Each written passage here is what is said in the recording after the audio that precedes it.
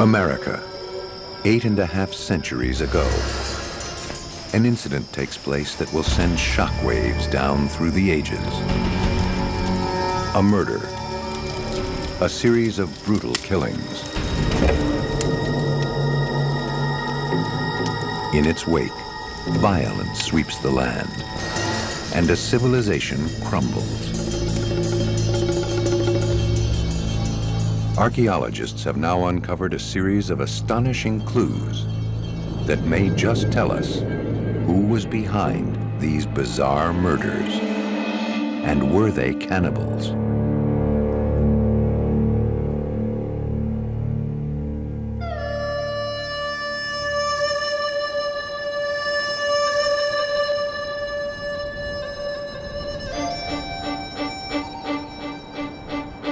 The American Southwest. The year 1150 AD.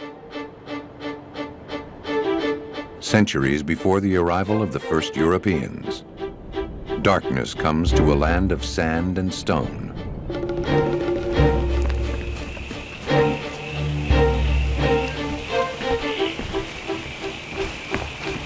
Out of the shadows, across the barren plains, a band of raiders is on the move. Their target, 4 tiny villages. A group of unsuspecting farmers.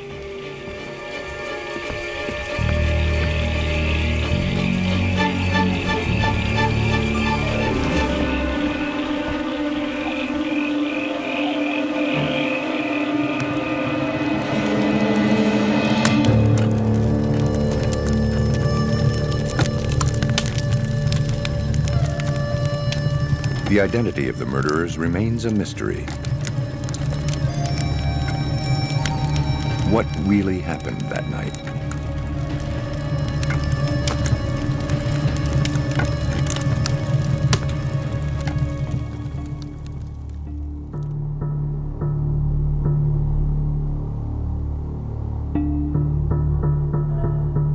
The scene of the crime lies in what is now southwestern Colorado, near the borders of Utah, New Mexico, and Arizona, on the arid slopes of Sleeping Ute Mountain.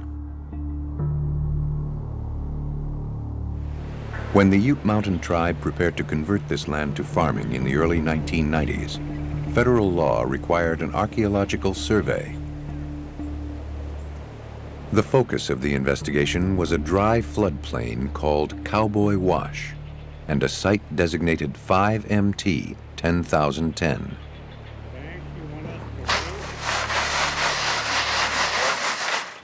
Sifting through the sand, the archaeologists stumbled onto something strange and remarkable. Banks Leonard and his team uncovered the remains of an ancient village that had been abandoned suddenly. Inside, they found a pit house, an ancient southwestern dwelling, and a crime scene packed with evidence.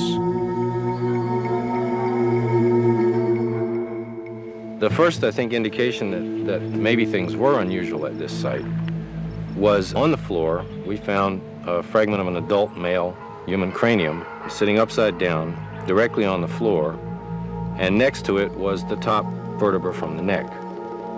And the thought that crossed my mind on seeing that was that this looks like a decapitation and not a normal burial. The more they looked, the more they realized the full extent of the atrocity.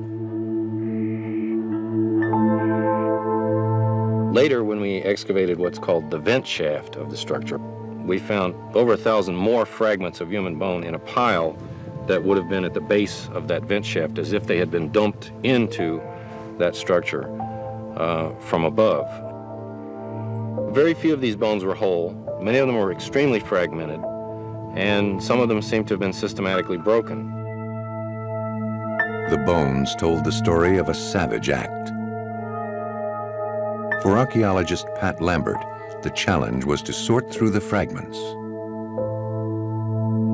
The material was nothing like I had ever seen before in terms of human remains.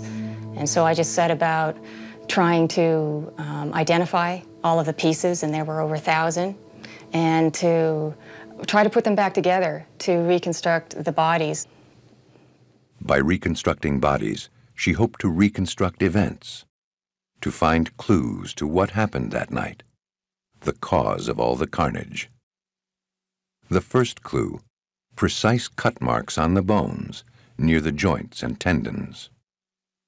Cut marks occur on bone when you're taking the body apart. There's tissue that binds the joints, so you try to cut between them so that you can take the body parts apart, especially on the upper thigh bone, where people were pretty clearly trying to take the upper leg out of the thigh socket.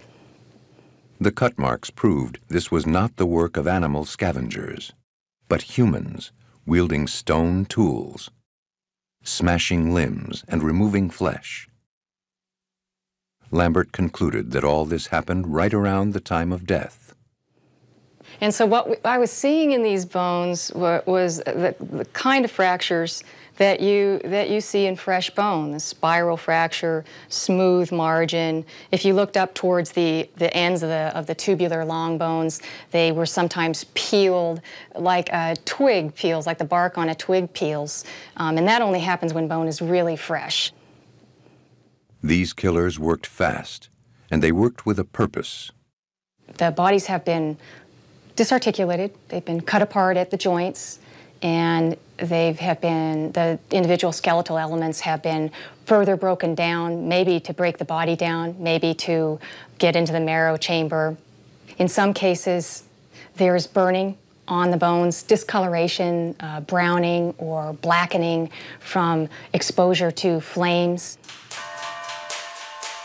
How could Lambert explain this bizarre set of clues? The pattern of burns, the cut marks, the breaks in the long bones. These were the exact same telltale signs often found on animals that had been butchered and eaten. The evidence seemed to point to just one conclusion: a raid, a series of murders, 24 victims in all. And then, cannibalism, humans killed, cut up, and consumed. It was an act as horrifying then as it is today. A shocking conclusion for even the most skeptical scientist. It's the suite of characteristics together that suggest that this was a likely outcome. But one piece of evidence that stands out in my mind, I recall seeing it, and I remember thinking at that point, wow, this really is probably cannibalism. I don't know how else I would explain it. That evidence lay in a second pit house, several meters to the east, the site of another grisly scene. For Lambert, it was the remains of a 14-year-old there that showed the brutal truth about the raid. The head had been split in two. The face was intact, but the back of the head was severely blackened from burning over a fire. It's clear from the burning pattern that the head was placed on the fire whole, with the back of the head down, the flames licked up around the side, onto the forehead. But we found this head in two separate pieces. We found the back of the head in one pile and the front of the head and face in another pile. So people take the head, they put it on the fire when the brain is in it, they take it off of the fire, and they take it apart. Why would they do that? Lambert's answer? To cook the brain. A clear case of cannibalism. But some critics disagree. They say the truth about places like Cowboy Wash is as fragmented as the bones themselves. And the evidence, no matter how compelling, is only circumstantial. I think the problem with the cannibalism hypothesis is that it narrows our field of interpretation, our level of interpretation. There are so many other things that could create that type of signature, if you will, on those bones. It could be a secondary burial process. It could be trophy taking. It could be witchcraft persecution. Ventura Perez, for one, believes that findings of cannibalism have been made too freely. The practice has been documented in cultures around the world, in situations ranging from burial rites to warfare and survival. But critics say cannibalism has also been a destructive label, used by colonists to brand native people savages, then enslave them or seize their land. If the issue is especially controversial in the Southwest, it's because it has opened old wounds inflicted by centuries of conflict between Native Americans and European settlers. The wrong has been taking the remains out of the ground, studying them, researching them, exploiting our human remains. If we had our way, we would just say no to any archaeology. And there would be no story to tell. The story would be within the community. You can look through any of the 30 existing Pueblo tribes, and cannibalism simply isn't part of their tradition, not for any of them. It's, in fact, just the opposite. Cannibalism is the ultimate expression of evil. Here in the Four Corners region, the charges and countercharges ring like echoes off the stone walls of these desolate canyons. But the debate goes far beyond Cowboy Wash. For signs of cannibalism have turned up at dozens of southwestern sites, dating back to the 1890s. Archaeologists have concluded that the evidence is solid at more than 30 of these sites, including Cowboy Wash.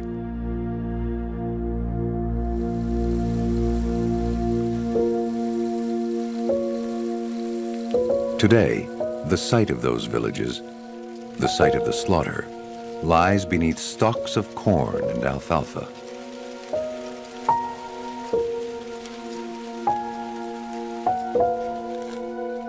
Terry Knight supervised the excavation for the Ute Mountain tribe. He has tried to understand why one person would ever eat another, even in times of warfare or extreme scarcity. As we know through history that not everybody thinks the same, and we don't have the same ideals and everything, and so therefore a situation like that, one has to live and the other has to die. But to go a further step and consume someone, to me, that's totally, unimaginable. I just can't imagine that. Who could commit such an unimaginable crime, and why? Was it the act of a crazed loner? An unprecedented outbreak of mob violence? Or was it a systematic practice? The answer to this mystery must lie in the identities of the people themselves, the victims and their murderers. On the hunt for the killers, investigators would have to dig deeper into a distant time and place, following a trail that has long since grown cold. Anthropologist Jonathan Haas has been wandering these corners of Arizona and New Mexico. He has visited the sites of countless villages around the time of Cowboy Wash to understand how Native Americans lived and how they died. The fact that you've got a whole person interred here, this is the normal burial ritual that's being carried on by these people to take care of their ancestors who have passed on. Real characteristic of what you get outside the context of cannibalism, outside the context of warfare. As an expert in ancient warfare, Haas wants to know, was the violence at Cowboy Wash part of some larger battle? An ongoing series of attacks and raids? If you look at someplace like Cowboy Wash isn't defensively located. That they're not really worried about surprise and attack from the outside. And one of the big things that's going on with the sort of violence that you see there is that it's internal violence. It's some kind of internal social control mechanism. It's some portion of that society that is inducing another portion of that society to do something they wouldn't otherwise do. Internal violence. That means the killers might have known their victims. Not soldiers in battle, but neighbor attacking and even eating neighbor.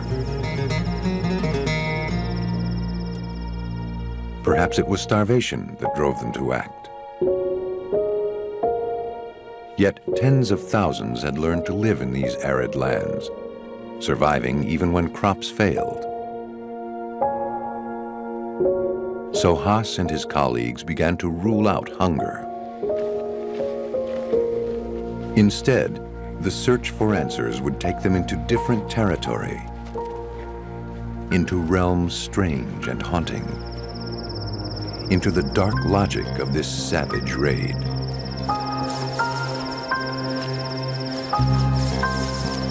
The truth would begin to emerge in clues that would cast the entire mystery of Cowboy Wash in a brand new light.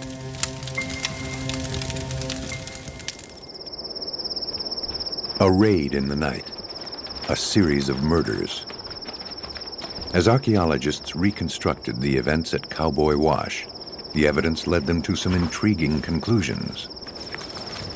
First, there was more than just one killer. It seems like it must have been quite a few people, because there's 7 people here who were butchered up and presumably, at least to some extent, they were cannibalized. It seems as though the larger community was attacked around the same time. This implies some kind of scale, not just a couple of individuals. It seems like it was involving more than a few individuals. Second, this was no hit-and-run raid. The killers worked in an organized, even methodical fashion. A lot of that came from Pat Lambert's analysis of breakage patterns and the evidence for the methods of butchering. But you could also see that in the second pit structure, in the way bones were sometimes left in stacks. For example, here's a stack of arm and leg parts, and here's a stack of just arm parts. Third, this was no simple robbery murder. The killers left behind many valuable items, such as pottery and jewelry. They left behind things of value, and people's remains were left scattered on the floors. Things were left behind that normally wouldn't be left behind at a site. There was no attempt to clean up or rearrange things, and there was also no obvious evidence that this had been a ritualistic act. Clearly, there was a much deeper story here at Cowboy Wash. Hints of larger forces in action. Jonathan Haas is retracing the footsteps of these ancient Americans. His goal? To explain the violence that happened, not just at Cowboy Wash, but eventually throughout the entire region. The turmoil that would spread beyond 1 or 2 villages to engulf the American Southwest. To him, the murders at Cowboy Wash were driven by the darker motives of politics and power. If something really bad happens to you, and what happened at Cowboy Wash was really bad. It was horrifying what happened at Cowboy Wash. I mean, you really have people being killed and slaughtered in the way animals are being slaughtered, and apparently eaten. And that serves as a pretty powerful inducement for getting people to go along with whatever it is those other folks want you to go along with. To find these killers, Haas and other archaeologists have set out on a strange and enigmatic journey. The trail has led them to the story of a lost civilization. A mysterious people that rose up from the sandy ravines of the Southwest. The year, 900 AD. The Anasazi, the ancient Pueblans, began to create an advanced civilization centered in Chaco Canyon, in today's New Mexico.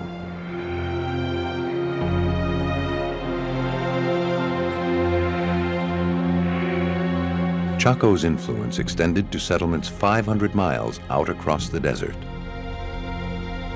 Cowboy Wash lay on the edge of that system.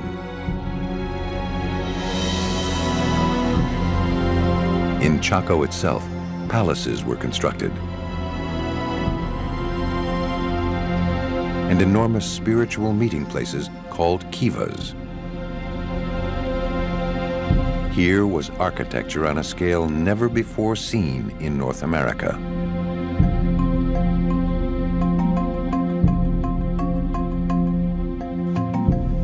Archaeologist John Kentner has spent most of his professional life climbing among the ruins of Chaco Canyon.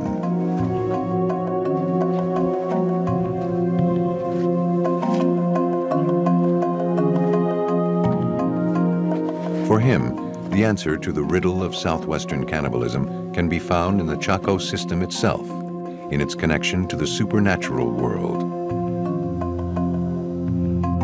What people wanted out of Chaco Canyon was some way to ensure that rainfall came, to ensure that their crops would actually survive through the year and be fruitful. People would come here and they would be hoping that their crops would be successful.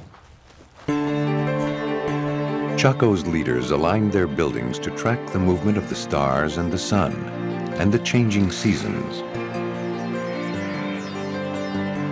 They offered their followers clues when to plant, when to harvest. Small wonder that today, Chaco has become an inspiration for New Age students looking for a society that lived in harmony with the land. It took a while for archaeologists and anthropologists and the general public, the larger public, to understand that the Southwest wasn't always a happy, peaceful place where everybody lived in harmony with their environment. From the first excavations at Chaco, there was evidence of a darker side. In 1897, a stack of mutilated bodies turned up in a room within Pueblo Bonito, the largest of Chaco's great houses. One early archaeologist concluded that the inhabitants had occasionally resorted to the eating of human flesh. This peaceful era that coincides with Chaco Canyon, the peace that Chaco enforced perhaps, was broken and punctuated by acts of really savage violence, of brutal violence. There's not many of them, but there's 20 or 30 of these incidents that are known from archaeological research, where a whole family, or an extended family, a whole bunch of people, men, women, grandma, grandpa, little kids, are all killed. In the 12th century, the violence began to escalate. Something changed, and the center could no longer hold. Some believe it was a shift in the weather, a severe drought that began in 1145 and lasted 50 years. Then, perhaps, the first stirrings of dissent. According to one theory, the killers hailed from great houses linked to the Chacoan system, all part of a desperate campaign to hold on to their wealth and power. John Kantner has seen the evidence of blood spilled across these sands. I think what's happening during this time period is that the leaders of Chaco are beginning to feel that things are just not going quite their way. There may be a sense of paranoia, perhaps a sense of desperation, that as they see that the climate is not quite as good as it was, they're trying to perhaps overextend themselves beyond what their religious authority allows. And so I think this is really a change in Chaco, from a more benign religious authority to a much more coercive, violent authority. Kantner believes they sent out enforcers, thugs dispatched to terrify anyone who had strayed from the fold, to set an example, to send a message. You can imagine that if you want to try to make a real statement, certainly just killing someone is going to be a statement in and of itself. But if you actually go and mutilate their bodies, perhaps even eat portions of them, then you are asserting a level of dominance of that individual that you're mutilating and perhaps eating that is far beyond just killing them. I think people are making a statement. These people were at Cowboy Wash, they were doing something bad. So we're going to completely obliterate them. This is what will happen to you if you also begin to try to resist what we're trying to do up north in the San Juan area.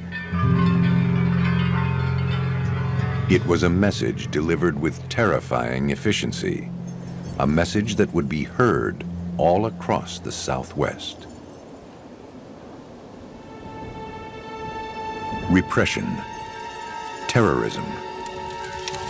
As it turns out, the murders at Cowboy Wash were only the last in a series of attacks, a pattern of violence against the villagers there. Even at 5MT 10,010, there were a couple of people who had healed club injuries. And one of them was the 14-year-old whose head was burned and whose body had been cut apart and put on the fire. So even before that happened, something was going on, severe enough to sustain an injury to the forehead and another one to the back of the head. There was another man buried out in the midden of that same site who had presumably died before this final attack on the village. He also had a clubbing type of injury to his forehead that had healed. So this tells us that something was going on, that 10,010 wasn't entirely isolated in terms of aggressive interactions. There was one more clue that seemed to explain this climate of violence. A piece of evidence that just didn't fit, and it pointed to yet another theory. Some of the pottery left behind in those abandoned pit houses originated in the Chuscan mountain range, more than 50 miles away. That kind of ceramic would rarely be found in this area, unless the villagers at Cowboy Wash had brought it themselves. Could these villagers have been immigrants from another region? Could they have been singled out as being different? In this time, in this corner of the Southwest, anyone seen as different could be marked for a terrible fate.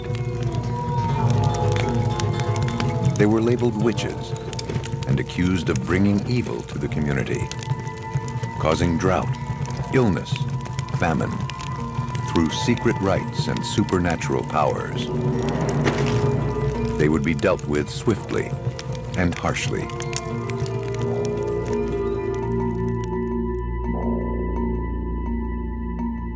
Some killings in the ancient Southwest may well bear the distinct methodology of witch executions. Andrew Darling excavated a series of hacked-up bodies at a site just north of Cowboy Wash known as Yellow Jacket.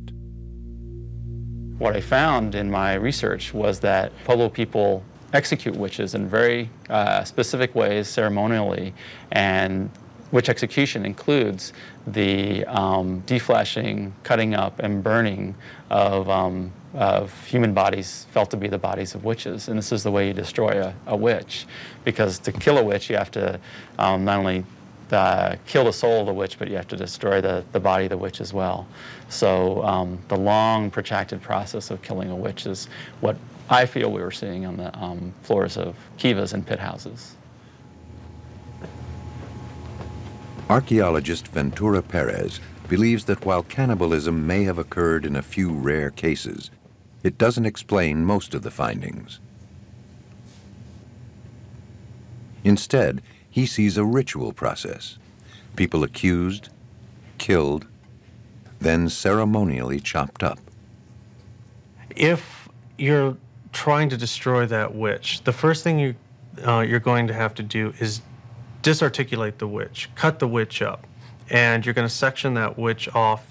You're going to go for the joints and cut at the joints, and then beyond that, breaking up of the long bones, smashing them. All of this produces a very similar signature to that of what's implied for cannibalism. Perez believes that if he can discover the murder weapons, he can discern the killer's motives. Ancient craftsmen used flint to make a variety of knives, for use in rituals with ornate designs and fragile edges, for butchering animals with sharp, sturdy blades. Cut marks can tell you the type of tool that was being used depending on what that cut mark looks like under the microscope. It could possibly be a bifacially worked tool, something that could have religious or ideological significance. If the cut mark is smoothed, the kerf walls are smooth, it could be produced with a utilitarian tool, something that doesn't necessarily have any religious significance, but is just designed to be an expedient cutting tool. Tracking these blades in several cases in the Southwest, Perez measures and sketches cut marks found on ancient bones. Then he puts on a synthetic polymer to make a cast. As he peels it off, a perfect duplicate emerges. Perez cuts the model on a circular saw and creates a thin section, a tiny slice he can analyze under the microscope.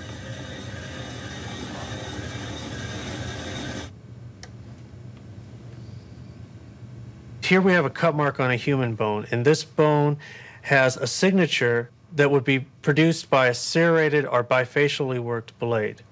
This type of blade is used more for ceremony than for practical or utilitarian purposes. They're very difficult to make, they're very time-consuming, and they do a lousy job cutting. Here we have a cross-section of a deer, and we know that this animal was butchered to be consumed. The difference here is striking. There's no serrated edge. It's very clean, it's very sharp. It's like it was made with a butcher's knife or a scalpel. This is the way you process meat. For Perez, the evidence across the Southwest points to ceremonial killings, but not necessarily cannibalism. Flesh chopped like meat, but not consumed. Cowboy wash could have been a case where a number of individuals using a particular kiva or pit house were identified as members of the witch society. It may only be one person that then is interrogated and is asked to confess whose souls have you stolen and who else is a member of your religious society. And that person, under duress, may then begin to identify a number of other individuals. And then in order to remove this ill health in the community, to bring stability back, it may escalate and become an actual full-scale, multiple execution.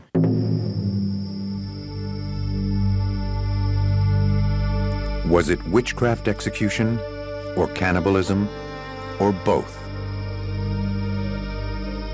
Here in the rolling canyonlands, the truth seems as elusive as the rains. Scattered facts, blowing like tumbleweeds across this hard and jagged land. But at Cowboy Wash, there was one more key piece of evidence. A kind of clue that had never been found at any of the southwestern cannibalism sites. It was a coprolite, a fossilized human feces left right in the hearth of one of the pit houses. Biochemist Richard Marler of the University of Colorado had been experimenting with techniques to find traces of animal blood on ancient arrowheads. He analyzed the Cowboy Wash coprolite to see if it contained evidence that backed up or disproved the finding of cannibalism. The issue of cannibalism was controversial, since there's many other theories that could explain the archaeological and bone evidence. But there was no direct evidence that the food was actually brought up to the lips and consumed. So that controversy has remained. With the discovery of the coprolite, an entire new avenue of research opened up. Marler's goal, to find a telltale indicator, proof that the flesh of one human had passed through the digestive system of another. We were able to find a protein that is not found in the intestines, where the fecal material would be moving through, but is present in striated muscle, or the muscle tissues of the legs and the arms. And that protein is myoglobin. Myoglobin delivers oxygen to muscles and heart tissue. Marler and his team designed a series of tests to search for the distinctive human version of this protein. The first thing we had to do was to make sure the method that we used only recognized human myoglobin. It did not recognize any other species present in the area, such as deer or antelope, rabbit, or anything else. Then they used a procedure taken right out of modern crime labs. They ground up the material, then added an antibody, a special molecule that recognizes only human myoglobin.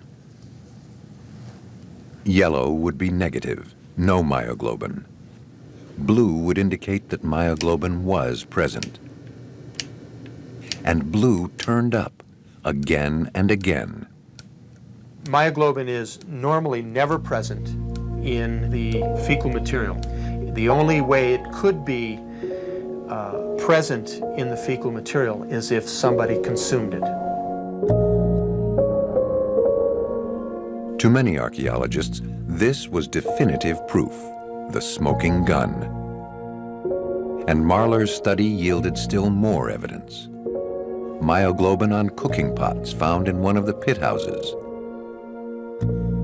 and in the coprolite found in the hearth, another telltale chemical that seemed to confirm the fate of the 14-year-old whose skull was charred over an open fire.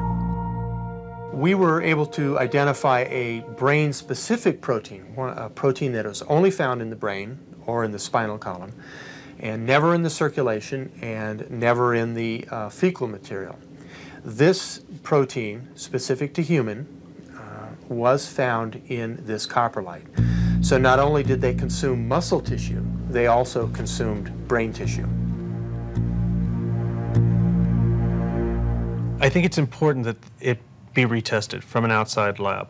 And even if it does come back as true, what we can say is that at one point in time, providing that we're 100% convinced that this is human, at one point in time, one individual ate another individual and then defecated in the hearth.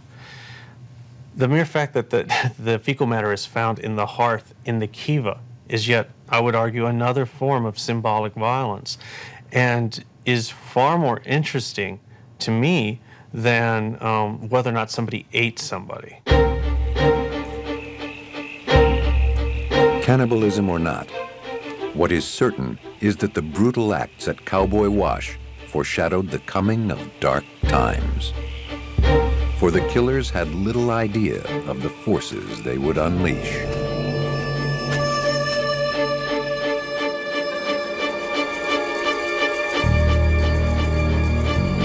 In the decades that followed the massacre at Cowboy Wash, the Southwest began to undergo convulsive change.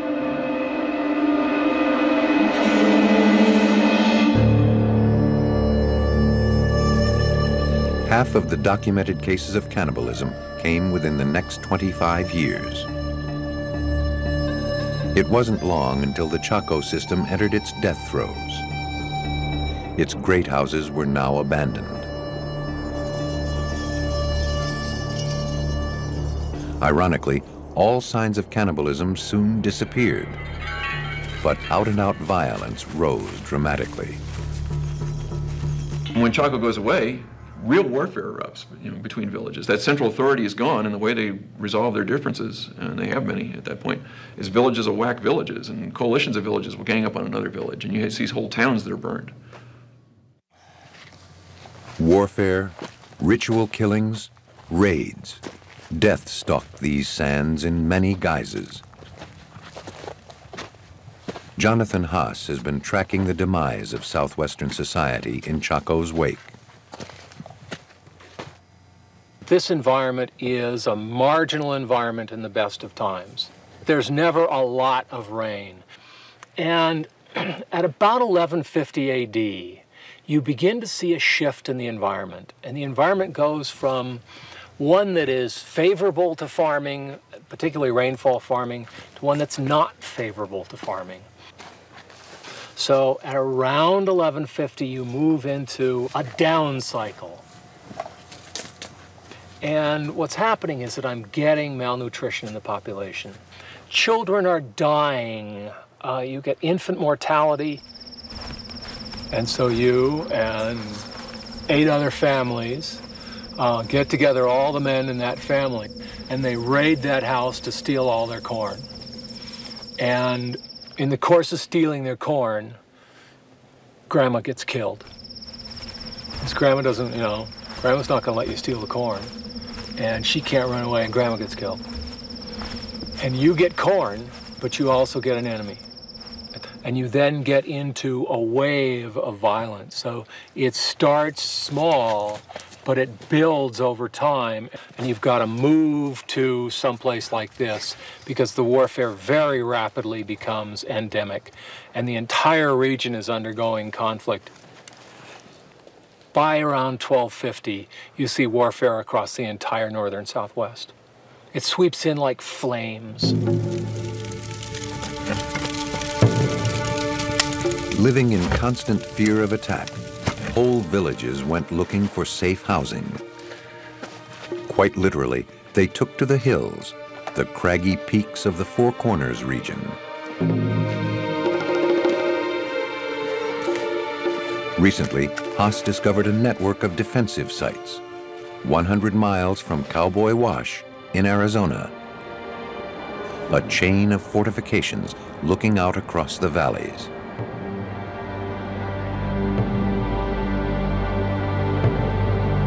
The primary thing that this site fulfills is that it's almost impossible to get to. And the only reason you can have for making your home so inaccessible is defense. Is that what you're worried about? Is you're worried about attack from the outside.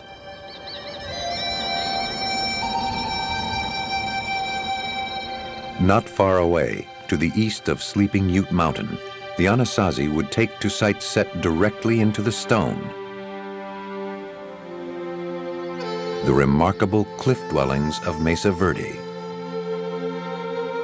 Built on the canyon walls, carved into steep, sheer rock faces, these precarious perches were accessible only by narrow passageways. Here, people could live sealed off from the world, guarding their corn and their families.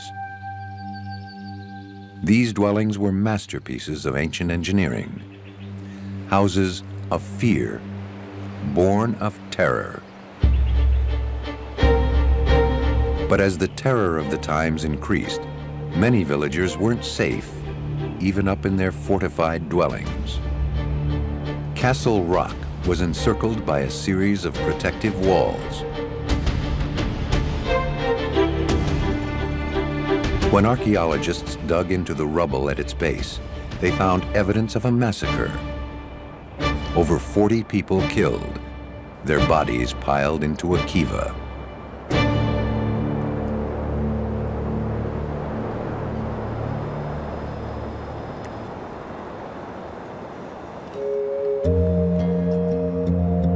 Threats like this led other Anasazi communities to take ever more extreme defensive measures.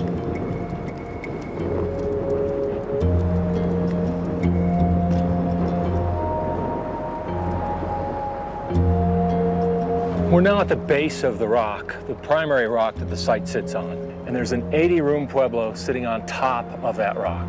We're, 500 feet in altitude, as well as almost half a kilometer from their primary source of water, and their fields and their crops and everything else are even further than that.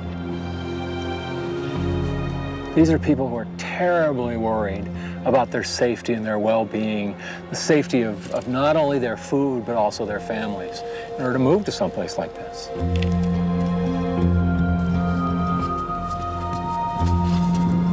Day in and day out, the residents carried their water and food, climbing along precarious toeholds and rocky trails.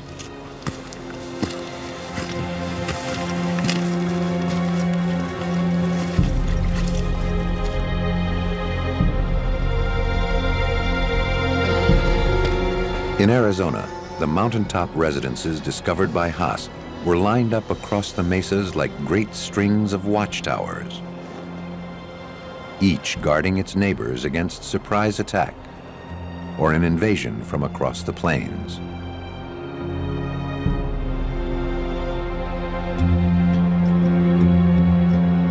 For a time, they were safe. But finally, this way of life couldn't last. Violence and fear would take such a toll that an entire society would come crashing down. For the people of the Four Corners region, holed up in their fortifications, the clock was ticking, and it didn't have long to run. At the end of 20 years, you're starting to use up the soils in the land that you farm. But where do you move to? The strategic locations are all taken. So you can't move and you stay put. And 1275 comes. You still can't move, and the land's even worse than it was before because you've used it for 5 more years. And what happens is one of these communities gives up. One of these communities can no longer survive, and they leave the area.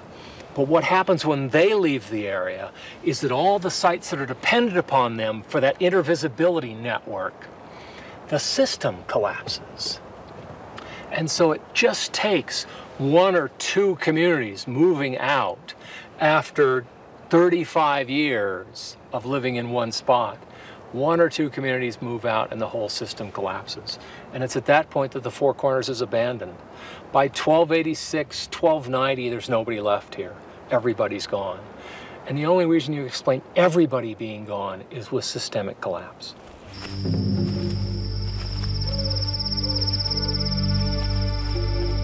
And so the terrible chain of events that began in places like Cowboy Wash rolled on to their fateful end. The collapse of the Chaco Empire, the abandonment of the region.